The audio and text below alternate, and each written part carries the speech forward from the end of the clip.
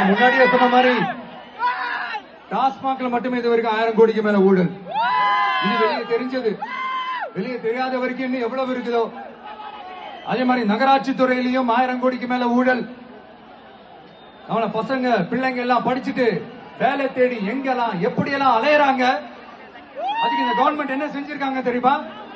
இந்த நகராட்சி துறையில வேலை வாங்கி தரதா சொல்லிட்டு கோடிக்கணக்கான பணத்தை லஞ்சமா வாங்கிக்கிட்டு தகுதியானவங்களுக்கு வேலை வாய்ப்பை இல்லாத அளவுக்கு பண்ணி இருக்கிறாங்க. இதெல்லாம் எவ்வளவு பெரிய ஒரு ஏமாத்து வேலை.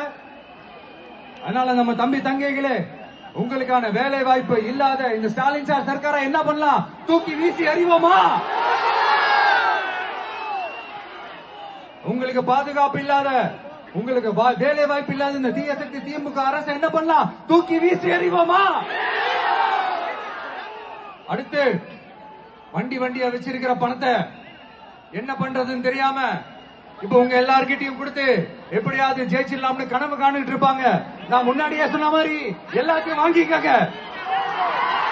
வாங்கிக்கிட்டு அவங்க காதிலே விசில ஊதி அனுப்புங்க.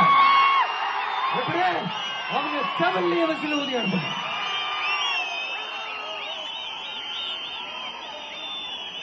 எப்படி ஸ்மார்ட்டா